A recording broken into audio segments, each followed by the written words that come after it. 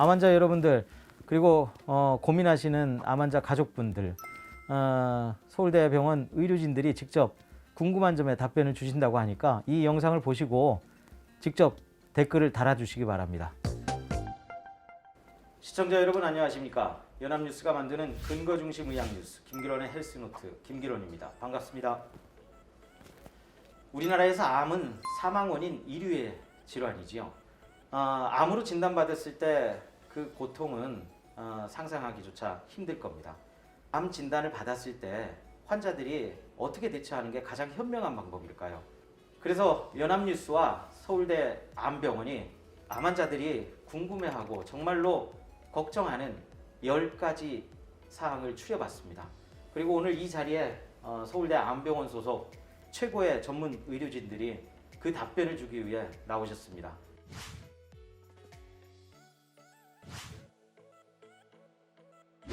첫 번째 질문입니다. 집 근처 병원에서 건강검진을 받았는데 암 진단을 받았어요. 네. 알아보니까 집 근처에 있는 병원은 수술이 당장 가능한데 서울의 큰 병원, 뭐 예를 들자면 서울대 암병원이 될 수도 있겠죠. 예. 전화해 보니까 수술이 2개월, 뭐 3개월이 밀려 있대요.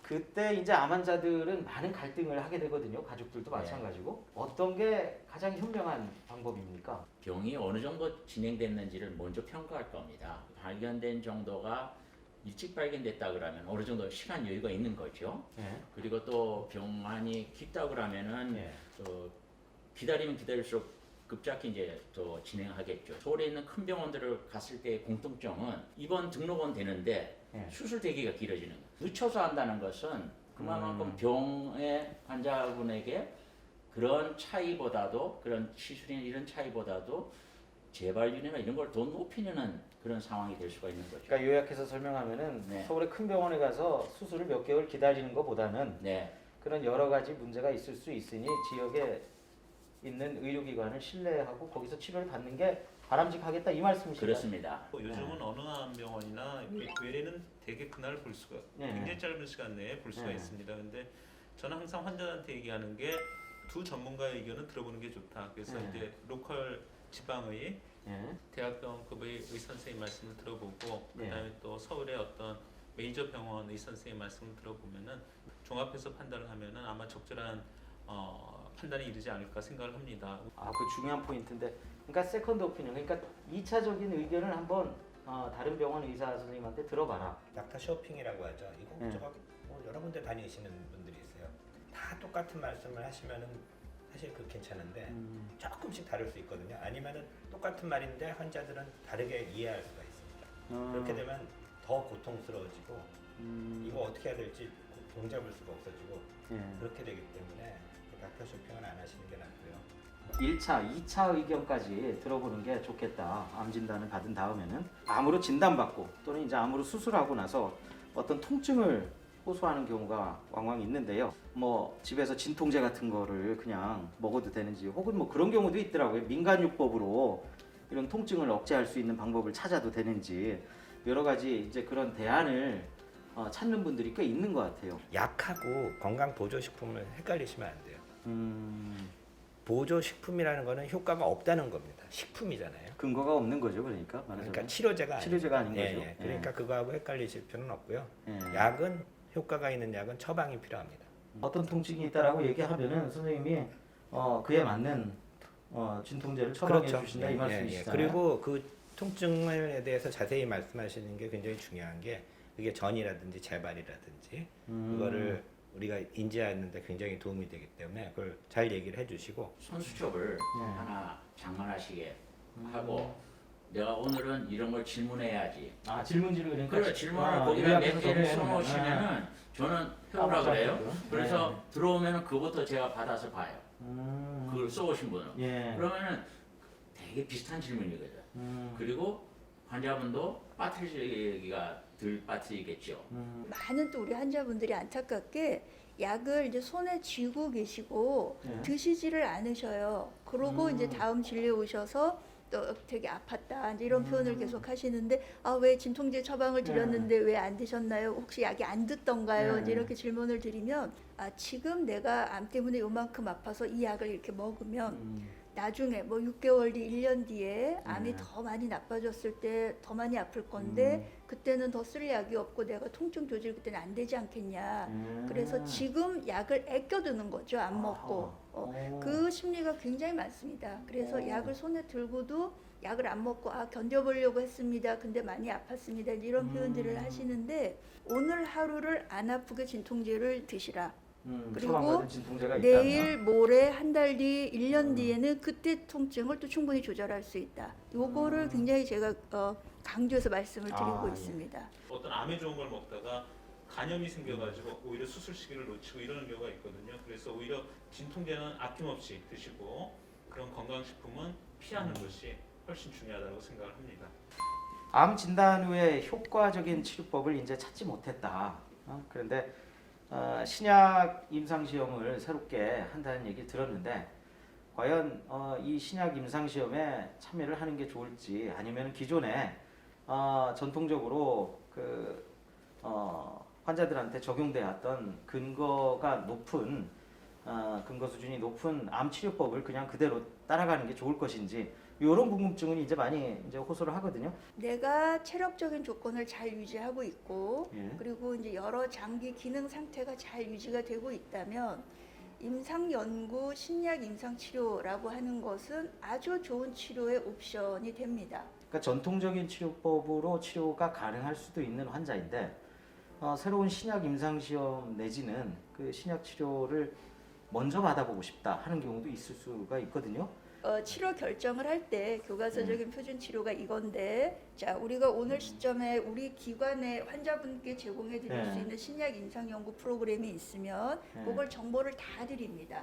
그 환자들이 신약 임상 정보를 쉽게 알 수 있는 곳은 어디가 있을까요? 뭐 각 병원들 기관들마다 치료받는 병원에 이제 예, 신약 임상 정보를 연구 그 윤리센터 이런 네. 데에 보면은 이제 진행되는 프로그램들에 대한 정보를 얻을 수 있고 예. 그리고 한국 뭐 식약처의 승인을 받고 진행되는 연구들은 그 식약처에도 그런 정보들이 다 있습니다. 신약 임상 시험은 환자가 스스로 좀 파악하는 정보도 도움이 될 수 있겠고 의료진과의 전문적인 상담을 거쳐서 결정을 꼭 하시라 이 말씀을 드리고 싶습니다.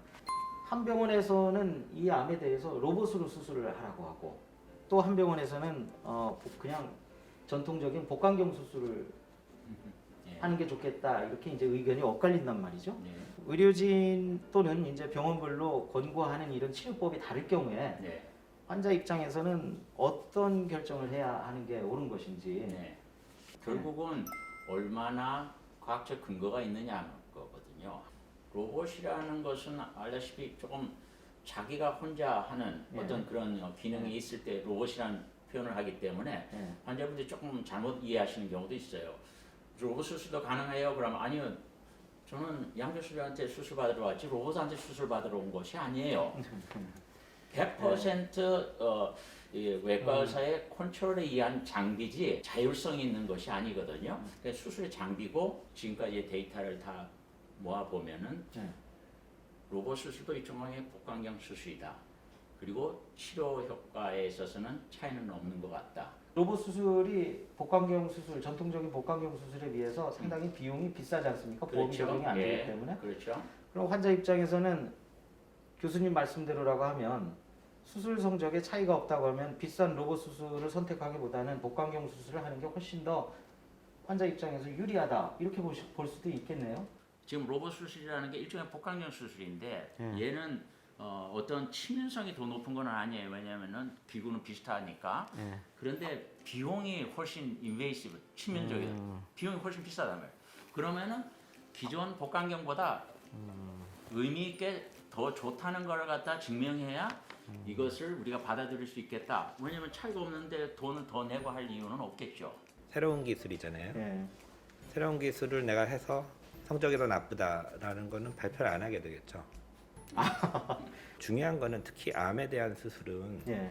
암을 어떻게 하면은 완벽하게 제거하느냐가 수술의 키포인트지 내가 어떤 도구를 사용해서 수술을 했다가 키포인트는 아닙니다. 특히 외과 의사들은 내가 이 환자를 내 기술로 복강경 수술 또는 로봇 수술로 하는 것과 열어서 하는 것과 거의 비슷한 정도의 수준의 암 수술을 할 수 있다 그러면은 당연히 덜 아픈 걸 하겠죠. 예. 그러니까 예를 들어서 뭐 로봇 수술을 설치하고 하면 시간이 더 걸리는 수술도 있고요. 비뇨기과 수술 같은 경우는 전립선암 수술은 굉장히 쉽게 할 수 있으니까 그럼 거의 대부분 다 그걸로 해야만 정확한 수술이 되는 경우도 있고 그래서 네. 병마다 조금씩 다릅니다. 이게 로봇 수술과 복강경 수술을 예로 든 것뿐이지 이제 의료진이나 병원별로 권고가 다를 때 환자 입장에서 어떻게 이제 받아들여야 네. 하는지를 이제 묻는 질문으로 이해를 해주시면 되겠습니다. 암 진단을 받고 이제 수술하고 이제 항암 치료 이 두 가지를 기본적으로 이제 생각을 해볼 수가 있을 텐데요. 다른 치료법은 혹시 없는지 많이들 궁금해하세요. 수술, 항암 치료가 두 가지 아주 큰 축인 건 맞는데 또 하나 축이 빠지면 이제 방사선 치료입니다. 방사선 치료만 가지고도 이제 완치되는 네. 질환들도 있고 또 이제 또 진행된 암에서 또 방사선 치료의 도움을 받는 경우도 굉장히 많습니다. 간 같은 경우에는 또 간 이식도 굉장히 좋은 치료입니다. 왜냐하면 그렇죠. 이식 수술이 간 같은 경우에는 간 기능이 떨어져서 돌아가시는 경우가 많거든요. 그 암은 아무리 잘 치료를 하더라도 다른 부분 기능이 떨어져 있기 때문에 또 간에 많이 재발을 하는 경향이 있습니다. 그래서 간을 다 떼서 이식을 하는 게 굉장히 좋은 치료 중에 하나로 볼 수가 있겠습니다. 특히 또 대장암이나 위암 같은 경우는 우리가 뭐 로봇도 필요 없이 내시경을 통해서 일정 부위 암을 잘 치료하거나 혹은 레이저나 빛을 쏴서 암을 죽여버리기도 하는 굉장히 다양한 방법이 있기 때문에 각 센터마다 맞는 방법의 치료를 권하시게 될 거고 그 데이터를 믿고 선택하시면 되지 않을까 하는 생각이 듭니다. 주기적으로 열리고 있는 다학제 회의를 통해서 환자의 케이스를 충분히 디스커션을 하고 거기서 다학제 의견을 환자한테 제시해서 환자한테 가장 적절한 치료 방법을 제안을 해드리고 있습니다. 그 다양한 치료법을 결정하는 데 있어서는 여러 진료과 선생님들이 모여서 환자한테 가장 최적의 치료법을 찾는 다학제 진료 회의를 통해서 결정된다고 하니까요. 그런 시스템을 갖추고 있는 병원을 신뢰하는 것도 하나의 방법이 될 것 같고요. 또 그런 시스템을 한 번쯤 이용해 보는 것도 최적의 치료법을 찾는 데 도움이 될 것 같습니다. 연합뉴스와 서울대 암병원이 이런 그 기획 프로그램을 만드는 이유는 어떤 정답을 드리기 위한 게 아니고요. 후회하지 않을 암 치료법을 찾는데 조금이라도 도움이 될 수 있는 방법을 최대한의 근거 중심 수준에서 여러 전문가들한테 얘기를 듣는데 그 의미가 있고 그런 부분을 올바르게 전달하고자 함이 있다고 말씀드리고 싶습니다. 다음 시간에 나머지 5가지 암 환자들의 궁금증을 또 별도의 암 전문의들을 모셔서 얘기를 들어보는 시간을 갖도록 하겠습니다. 고맙습니다. 네. 고맙습니다. 2편 기대해 주세요.